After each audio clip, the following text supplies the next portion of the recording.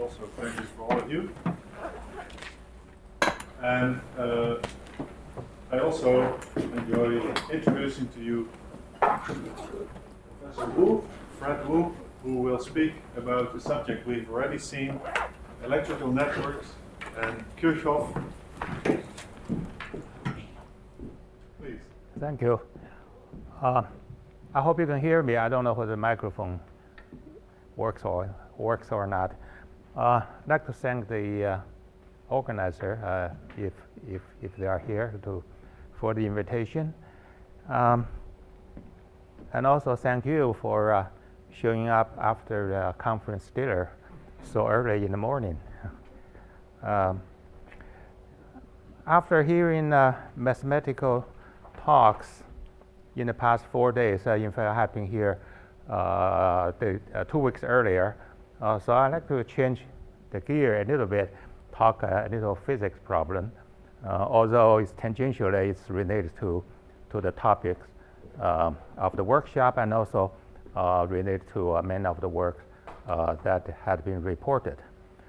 So the title, the subject will be the theory of electric networks, mainly on the computation of the 2-point resistance and the impedance.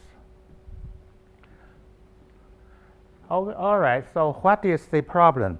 The problem is that you have a network. More generally, it's an impedance network. I'll tell you what impedance is. You can take it as a resistance. The network doesn't have to be 2-dimensional, can be in any dimension, in 3 dimensions. You take arbitrary 2 nodes, alpha and beta, here. So you use a meter to measure the impedance between the 2 points. The question is, what is the impedance between arbitrary 2 points? The network could be general, you say, not all this, that was all functionality 4, but that's... It's general. It's not 2-dimension. It's not confined to 2-dimension. Okay. Yeah. So any arbitrary structure. The basis of Ohm's law. Since I had prepared a talk for high school, kidding. So I try to start from the scratch. Basically, if you want to find a resistance or impedance of a subject, you use a voltmeter to measure what's the potential, and use an ammeter to measure the current. Then the impedance is defined by this ratio. And it follows that if you have 2 in series, the combination is the sum of the 2. Is in parallel, is the inverse sum. So this is the high school stuff. I like to first just emphasize what is impedance. Since in undergraduate, I did major in electrical engineering, so I know a little bit what is known called phasor notation. In old days, it wasn't called phasor notation, but if you look in the physics textbooks, it's called phasor notation. For a inductance, the impedance is given by j omega L, and this is 1 over j omega C. For capacitance, and J, the engineers try to avoid using I because that would confuse with the current. So this is a common notation. So it is complex. The important thing, it is complex. The basic computation can be started from what is known as the delta Y transformation. This from Canone, 1899.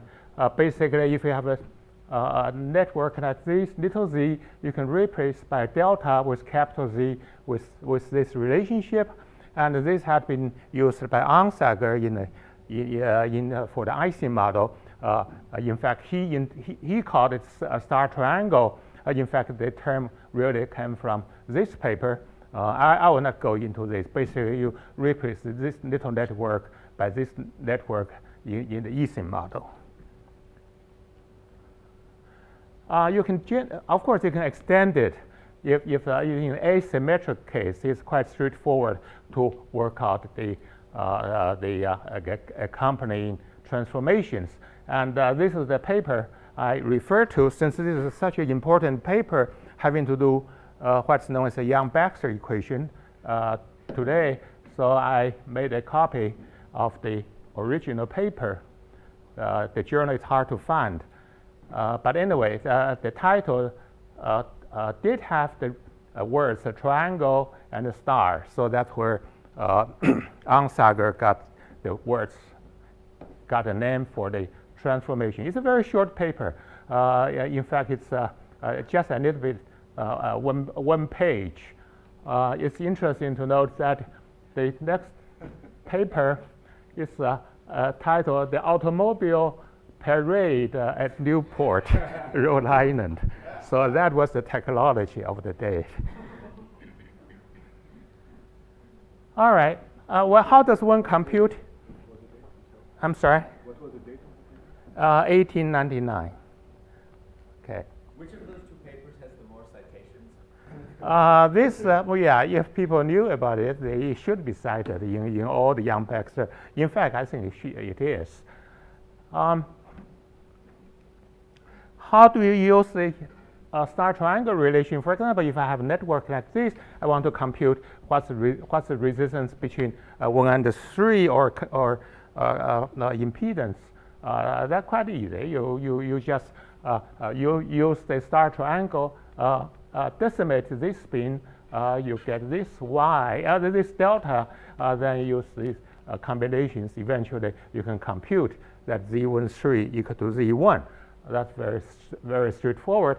Another way to do it is that you send in current I and take out the current I, and since it's symmetric, have a symmetric network. This is a half I, and you just find the resistance by definition. Ohm's law is equal to the potential. You go like this. That's the potential divided by I. So you get the same answer. Likewise, you can compute the resistance between these 2 points. That's a problem in college physics. What you do, you can just send in the current I and I out, and using the symmetry, you know the current distribution, and you compute this 5/6 of little r. You can play the same trick. If you have an infinite square network, that was a solved problem. Yeah, in fact, if I want to ask the resistance between the nearest neighbors, assuming that all the resistance are equal, well, what you can do is you send in current I, and because it's infinite, so it's symmetric. So you got a quarter I here. Then you take a current I out from here. Okay. Well, maybe you first ask where does this I go? The I would go. You imagine at the infinite you have a big ring that collects the current that coming back to here. So you play the same trick, and you take a current I out. You have an infinite ring at the infinite to take the current. So those red and the blue cancels at the infinite. So in effect, you have the potential equal to half I times R. So the resistance between these 2 points is half R. Okay, that's a standard argument. But however, if you want to find out what's the resistance between arbitrary 2 points in diagonal, it's a little bit more complicated, but we do know the answer. So if this is the origin, the nearest neighbor is a half, and it's a 2 over pi, so you have a network. I'll show you how you get this.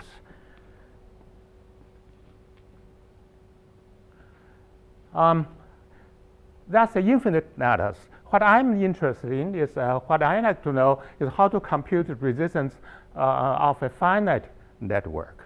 So for example, if you have this 5x4 network, and I want to ask what's resistance between these 2 points, and it turns out it's equal to this. I'll show you how you compute that. And similarly, in a 3-dimensional network, you can do a similar calculation.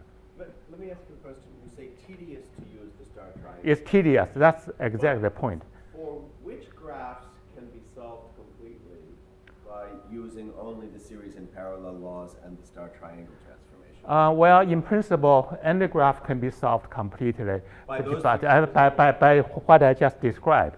But it's very tedious to do it because every time you decimate a point, then keep on going. You just see from the answer, just for this network, for example, I first decimate this point replaced by a triangle, and so forth. So you say any graph can be reduced? I believe so, yes. Yeah. Because every time you reduce one, so for any finite graph, every time you reduce one, eventually you reach 2. Yeah. But in principle, you maybe have no vertices of degree. Maybe. The tree and no faces of. Say that the drift of the graph is larger than 3, and the degree of every vertex is larger than 4.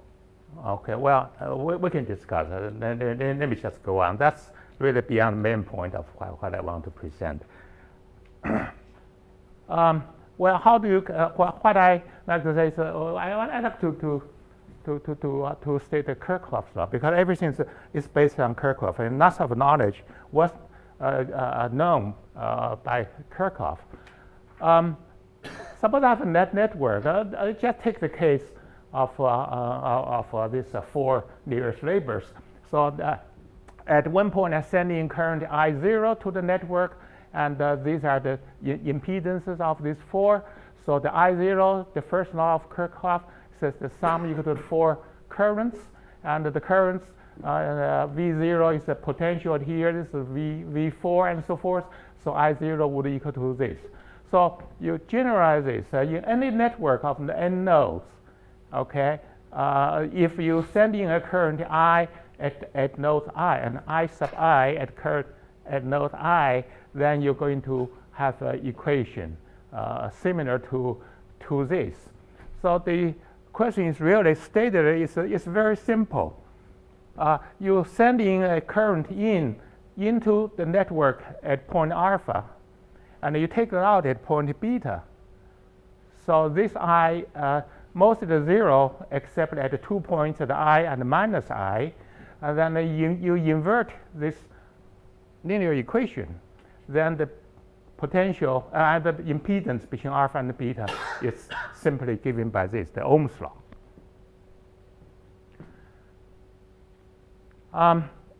I can just make it the formulation a little bit nicer. This is the same equation I had earlier, but I have a network like this. I number it by mn. You can see that I have this. If I define a difference operator, you get a Laplacian out. So this is really a Laplace equation. That Laplace equation turns out is related to what is known for a long time called harmonic functions. It's related to random walks, Natta-Green's function, and also the first passage time in the random walks. So the solution it can be shown that solution of the Laplace equation is unique. So once you find a solution, it is a solution. And for infinite square net, this set of equation can be solved by a Fourier transform. Again, that was a known result, so I will not go into the details. I'll just show you. It shows you the Vm at point mn is equal to equal to this, and you can compute for fixed mn. You compute what the potential is. That's how I got the network of the 2-point resistances in an infinite network. So these are the known results, but for a finite network, the solution is not straightforward. In fact, it depends on case by case. Let me revisit the equation. Introduce a y, which is called z. If z is impedance, y is admittance, I think, or conductance in the case of resistance. So it's 1 over z. Well, this has a nice property. If 2 points are not connected, the y equals to 0. Otherwise, you will have to say z equal to infinite. Okay. So if I define a matrix like this, write that as a matrix equation, that is an equation. In fact, this equation was written down by Kirchhoff this is known as the Kirchhoff tree matrix, and it's been touched upon in talks this week and also 2 weeks earlier. Almost all the talks 2 weeks earlier would, one way or the other, would introduce this tree matrix. As I said earlier, in principle, you just invert this matrix. You invert this equation. One of the I is I, another is minus I, all the others are 0. If once you invert the equation, then you solve the V, then you use Ohm's law, you get what you want. However, there's a problem. Because of these properties, you all know that the sum of every row or column is 0, meaning that one of the eigenvalues of this matrix is 0. So you cannot straightforwardly invert that this linear equation. Oh yes, this is a property of the Laplacian matrix. I'll just mention. For example, if you have a 3 delta network, all the cofactors are equal and equal to the spanning tree generating function g of the nata. So that was known by Kirchhoff. Here's an example. This is a Laplacian matrix, and the spanning tree generating function is this. So you take the cofactor of any element, you always get this. Well known in graph theory.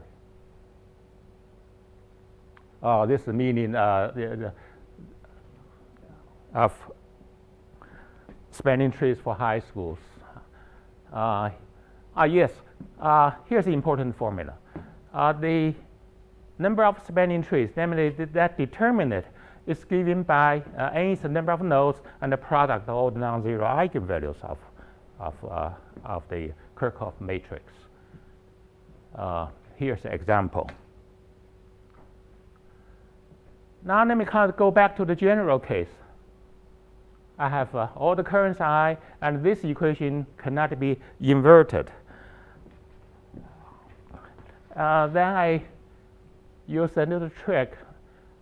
First, let me, before I say what trick is, L is singular, it cannot be inverted, but the day is safe because the Kirchhoff law says the total current to the system is equal to 0, meaning if you add up all the equations to 1, then remember all the sum of all the columns equal to 0, all the i's equal to 0, but the Kirchhoff law, it says 0 equal to 0. Therefore, the equations are dependent.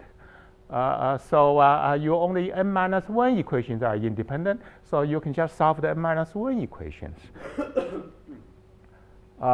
So you can eliminate 1, for example, the last one, and you can go ahead to solve this. This is an example. To make a non-story short, this is well known, I believe by Kirchhoff already.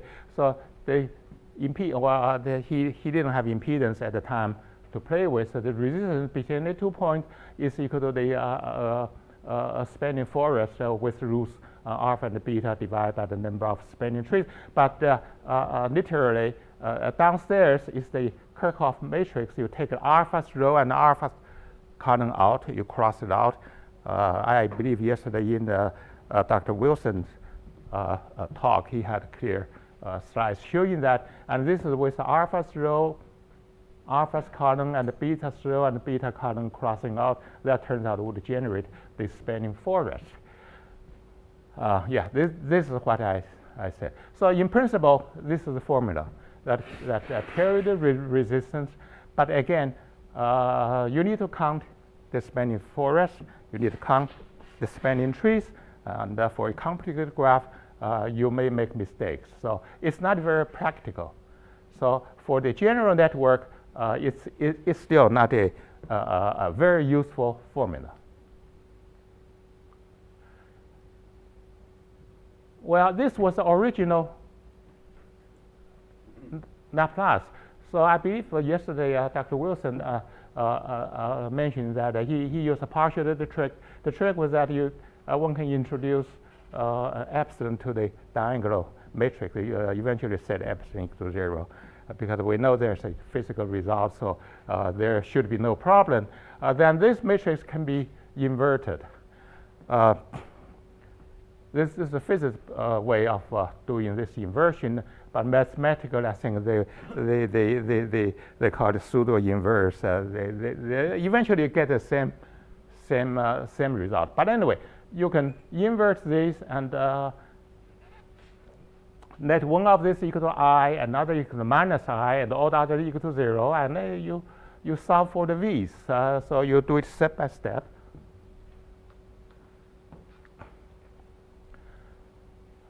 Here is to review the properties of this Laplace matrix.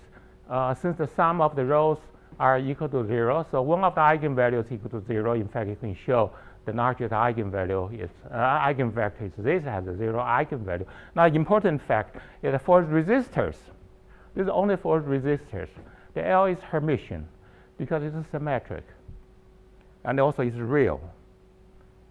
Real symmetric. Therefore, L has real eigenvalues, and the most important is that its eigenvectors can be orthonormal. They are all orthogonal, and you can normalize them. So there exists orthonormal eigenvectors. So you just do inverse it, introduce a Green's function. The details I will not say. Fortunately, you have this property. Although you have a 1 over epsilon, that term turns out when you substitute it in, that term drops out. So the epsilon equal to 0 will not bother you. So eventually, you just have this piece left. You set epsilon to 0. So the upshot is that let's see. Did I? Yes. This is the final expression for resistance. What you do is that for any resistor network, you write down the Laplacian matrix and find out its eigenvalues and eigenvectors. So one of them is 0, we know. So we forget about that. Then you take the 2 through n, you solve the eigenvectors, and let them be orthonormal. We know they are orthonormal. Then the resistance between two nodes is given by this expression. It's very simple.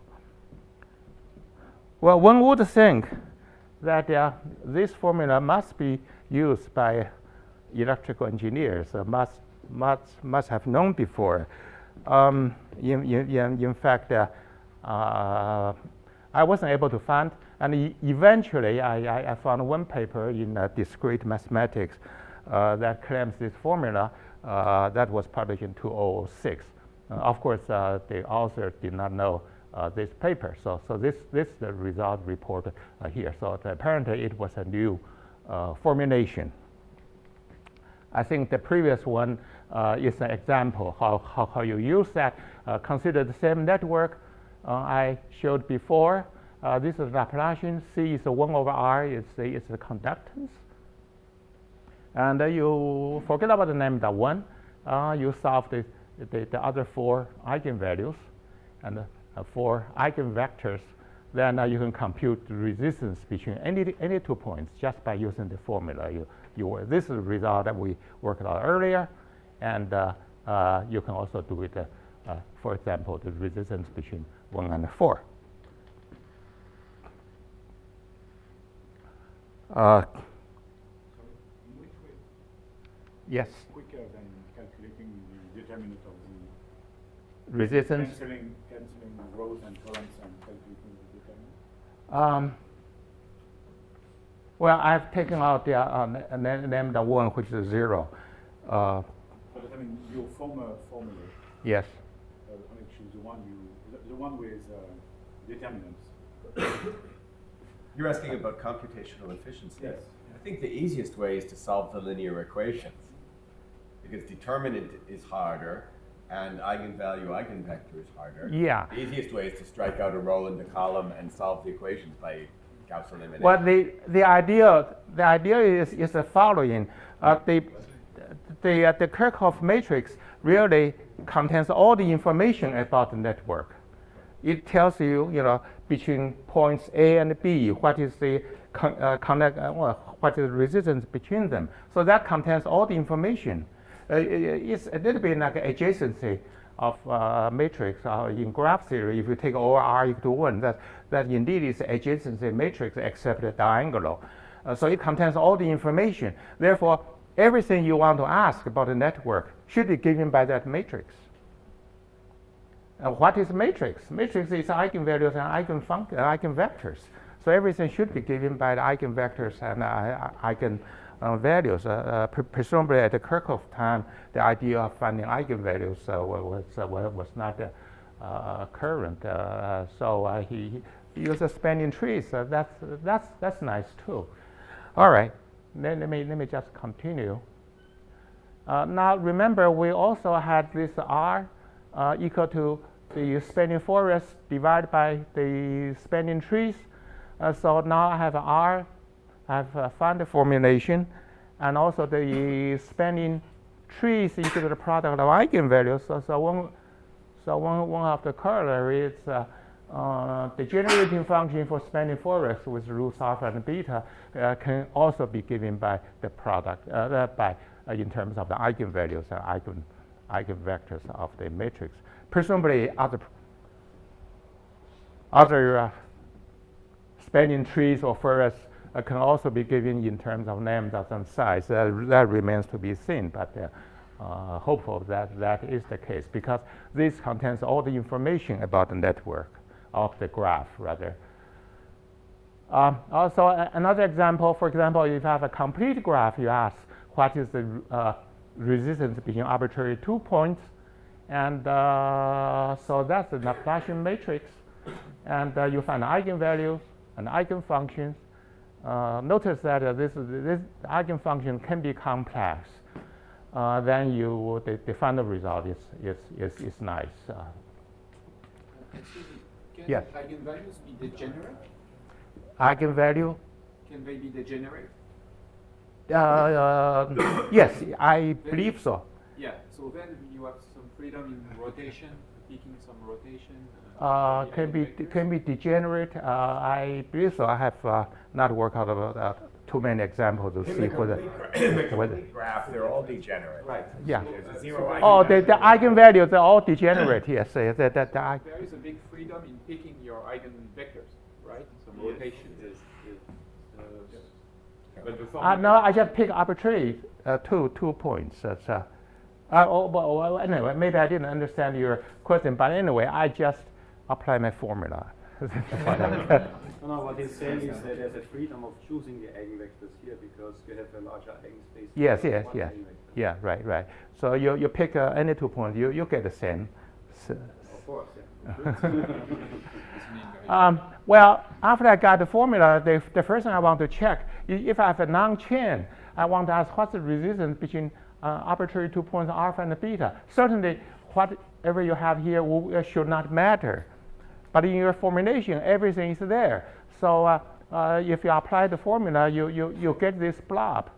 It took me something like a week to show that indeed this is equal to the resistance that you want. And similarly, if you have a one-dimensional ring, you take arbitrary 2 points, that's really 2 things in parallel. So that's the resistance you should get. But from the formula, you have a complicated one. That's something in Chinese says that to kill a chicken with the ox knife or an ox axe, you use too much power to do a simple problem. But only you should check out. In fact, just because of these check-ins, I was able to obtain a new summation identities, a product identities. Is certainly not contained in Grashton, this big book. So that's nice to me.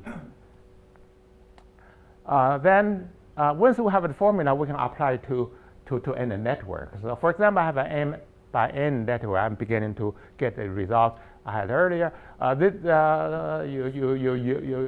is this is direct product of matrices, and iron is unit matrix. I will not go into details, but you can find eigenvalues, and eigenvectors are given by this. So you can find the resistance in a free. It's important. I said free. It's not embedded in a infinite lattice. It's given by this. Of course, when you let the size of the system go to infinite, you should get to the known result, which indeed it is. You can show this is the same as the expression I showed earlier. Well, this is apparently some people have tried to study this problem. Like John Essen, 10 years ago, he used numerical here. He generated this enormous table. He wrote a recursion relation and found out all this resistance up to 30. Then using here, he applied his numerical analysis power and ascertained and found out the factor in front is 4 by pi. So he concluded that is 4 by pi log n. But the correction terms now you can compute to all orders. Here's the Euler constant comes up. I think we did something similar with. Yeah. We looked at spanning trees with David 20 years ago. And we looked at Manhattan Hamilton walks, and we had to calculate a determinant in a rectangle. Yes. And Yes. it was with this kind of boundary. It's a log n. That Yeah. reminds me very much of what. But I think it will be difficult to do the correction term. But we did calculate. Oh, you did that. Okay. So it was very similar. all right, we can beat you. We can do another term. Well,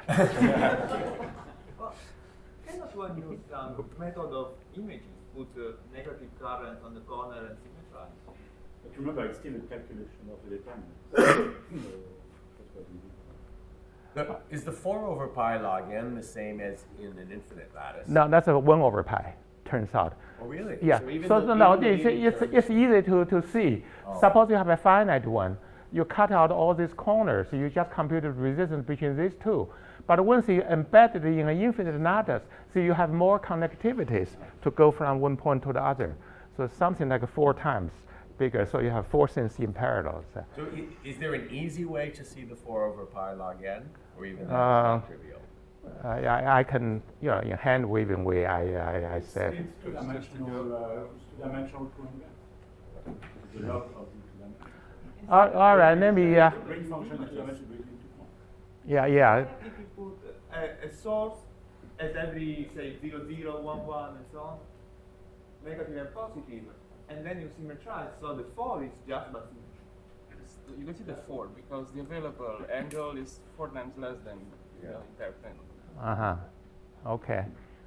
Well, anyway, these are just straightforward applications of the formula. I reported the free boundary condition case, the cylindrical boundary, then you have the Mobius strip, and the Klein bottle. Klein bottle essentially is a Mobius strip with the periodic boundary condition imposed in other direction. In all these calculations, basically you want to find the eigenvalues of the tree matrix. The way that you allows us to compute the eigenvalue is that you have a periodicity in at least one direction. Okay, in Klein bottle you have periodicity in the other direction. If you have a Mobius strip in both directions, that's still an unsolved problem. Namely, to diagonalize that matrix. So here's another nicer picture. So let me just show you the corresponding formulas. All these are in the paper, so it's probably not much fun to look at. Basically, it's that you have n by n lattice. You have arbitrary 2 points, R1, R2, which with coordinates x and y's, and y's are, where did it go? Yeah, the y's should be somewhere. Yeah, Oh, yeah, C1, C2, yes. But anyway, so that can be computed. They're more interested in to see what's the final result. So for the same plaquette, I compute the resistance between these two. Then you impose cylindrical boundary condition or Mobius strip and the torus with a periodic in both direction or clamp bottle. One can get the corresponding result. They seem to be agree with what you expect. Like when you go from free to cylinder, the resistance should reduce because you have more connectivities between these 2 points and so forth. And similarly, this is the result I quoted earlier between in a 3-dimensional lattice, free boundaries between origin and 3, 3, 3. You do the calculations. Turns out with Mathematica, it's quite easy to get the numbers. All right. Next, let me go to impedance. Impedance. This is the same slide I showed you earlier. For impedance, generally it's complex. Then the formula cannot be used because the Laplacian matrix is not Hermitian, and the eigenvector are not orthogonal. So one has to find out something else. It turns out something else is given by some old mathematics books. You just look up the books. They find ways to do all kinds of things. A complex, symmetric. In this case, it's a complex symmetric matrix. In fact, it could be a complex asymmetric, like if you have a network involving diodes,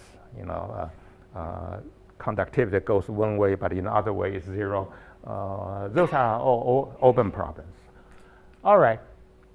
For the impedances, one are generally complex, and the matrix is not Hermitian, so the eigenvectors are not orthonormal, cannot be made orthonormal. Well, they are not orthonormal, so the resistor result does not apply. But however, L dagger is the transpose and complex conjugate. That is Hermitian. It has real eigenvalues. So that is eigenvector be psi, and you can show the eigenvalue is always a positive definite. Then again, it has a 0 eigenvalue if the psi 1 like this. So you grind through. Then eventually we reach the theorem. If you have a symmetric matrix with a complex matrix elements, then this is what I said. Then you can construct orthonormal vectors U. Now notice that it's different from previous one. It's LU matrix applied to U equal to eigenvalue, but the U star complex conjugate. If U is real, of course, that's U reduced to what you had earlier. So this apparently was a theorem that was known in mathematics for some time, and we take it out so we could apply to this case. Oh, the remark is that if the psi's are degenerate, then the U's can be taken just to be psi, so everything works out as usual. But if they are degenerate, then one can construct U as a linear combination, blah, blah, blah, blah. Can you go back? What is psi here? Psi is the eigenvector of the dagger L. But U is the, if U is real, it's a sort of the eigenvector of L itself. Yeah. Again, the details doesn't matter. For impedance, if I have started with L, okay, then the main thing is that I want to solve this equation. Now notice that there's a complex conjugate. Okay, so you get a set of U, and these U's can be made orthonormal. And then you grind through, you throw out with these lambdas, and you find out the impedance is very similar to what we had earlier. But however, with a with a major difference that the impedance could be infinite. Okay. In other words, other than lambda 1, which is 0, which we ruled out, it is possible that you will have infinite for some other values. And the simplest example is that if you have an inductance L and C in parallel, then the combined impedance is equal to Z1, Z2, Z1 plus Z2, and that has a resonance. Omega is the frequency. That's how the radio, or well, in the old days at least, when I studied electrical engineering, that the radios are tuned with a variable capacitance and L, fixed L, so that you can tune at different frequencies. You get a resonance. Now, one interesting result I thought was interesting is that if you have a network like this, which we could do because it's regular, we can diagonalize, we can find these eigenvalues, well, we can solve that equations, then you have 15 resonances in this, namely n minus 1 times n minus 1 at different frequencies. So otherwise, it's a problem that's difficult to see. These results, well, here's a summary of the results so far I reported. It's an elegant formulation of computing two-point impedances in a network, a proper lingering. I would not say it's unsolved, but it's not really tied to the properties of the Naflashi matrix since the Kirchhoff time. Another interesting aspect is a prediction of the occurrence of multi-resonances in a network consisting of reactances. Yeah, and both inductance and capacitance, I think it has a name called reactance. Reactance is L and C, and the prediction, which may have some practical relevance. These results were reported in two papers, this 2004 and this 2006. In the remaining time, I like to, motivated by Professor Raktashian, yesterday he showed a photo of Professor Kathleen. Since all the works, in fact, almost all the works that reported in this workshop has to do with the pioneering work by Professor Kathleen. And I had a good fortune that I had associated with him during one of my sabbaticals at Lawrence Institute in 1980. So I like to say a little bit about Pete Castellini. What I want to say is that he was a very careful, very meticulous physicist or mathematician or mathematical physicist. Would go over everything very carefully. I'll just give you two examples that I know of. Professor Castellini retired in '86. For his retirement, Physica A produced a special issue dedicated to, on the occasion of his retirement from the University of Leiden. Again, I was fortunate to be able to make a contribution of a paper with Jacques Perk. This is something having to do with the Potts model. It's explained to him here. What really happened was that Castellini never knew about this thing until on the occasion of his retirement,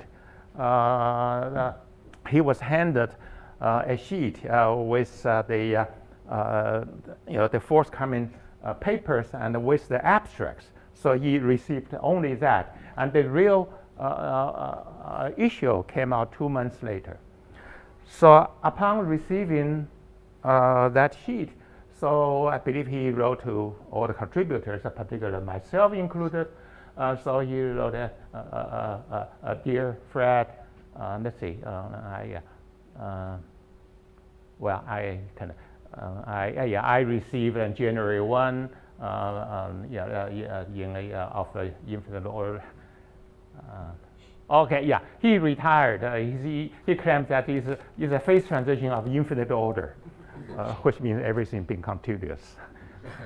all the derivatives are of continuous. But anyway, he received a beautiful bound booklet presented to me by Mazur, then the director of Northeastern Institute.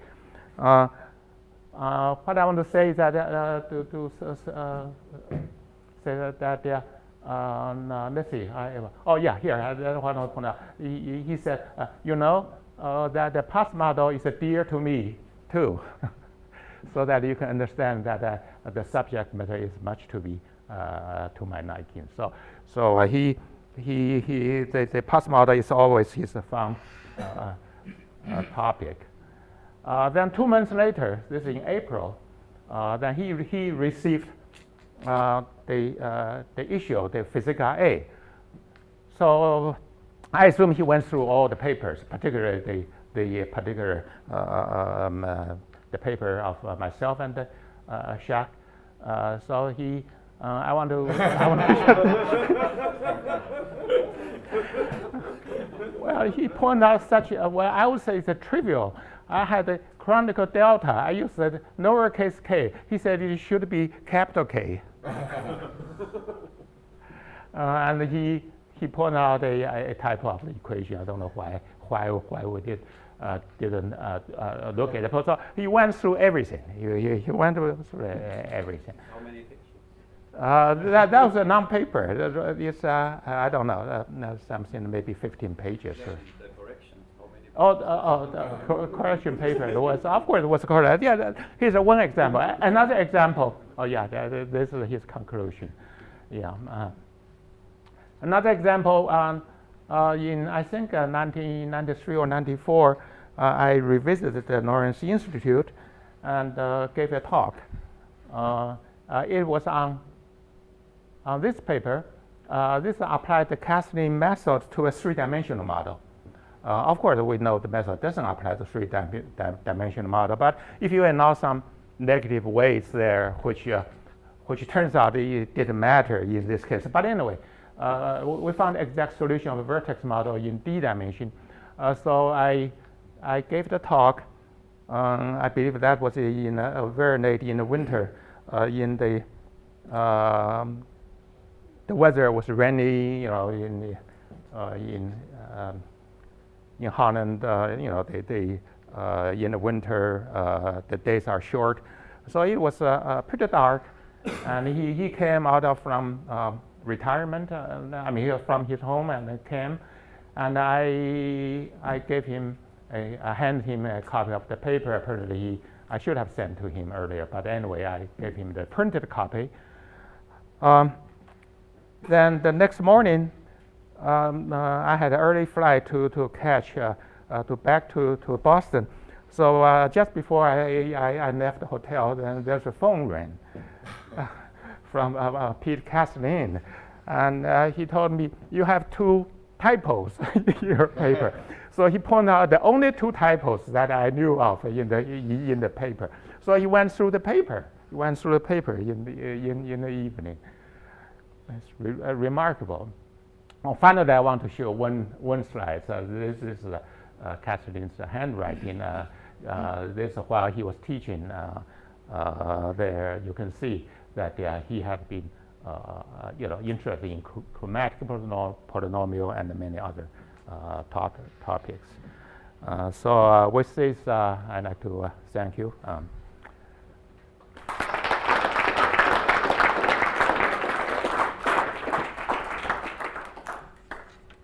Thank you very much for this beautiful talk. Other questions? Bertrand.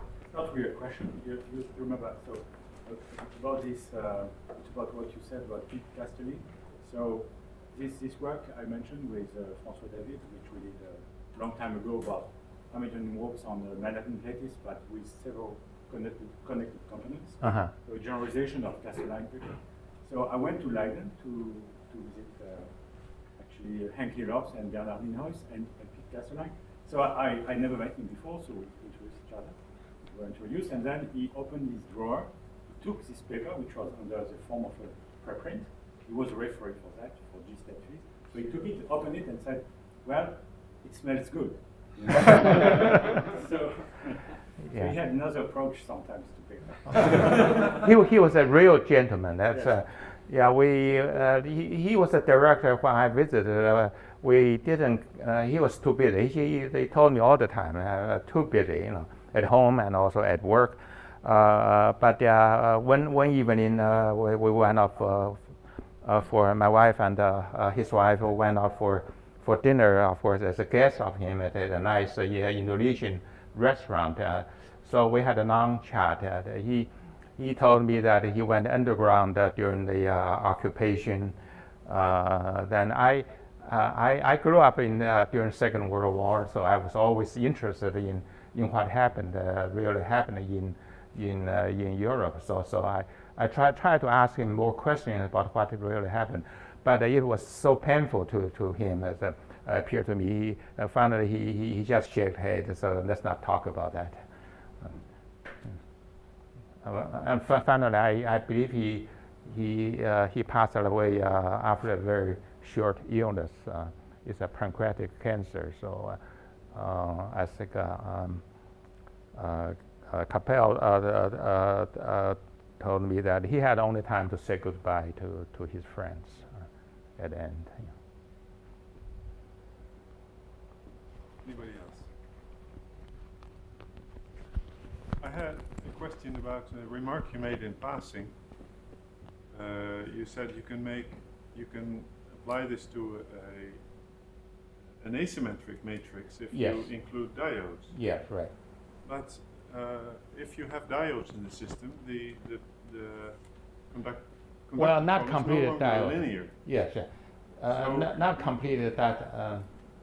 What I had in mind is that like a direct percolation, it's the conductance it's one value in one direction, another value in the other direction. Right. Yeah. But the whole problem of conductance is then nonlinear. So how could it be solved by this method at all? It's maybe a mathematical diode, which is linear and asymmetric. Yeah, I think that's right. Which not will really maybe a be diode. invented in the future.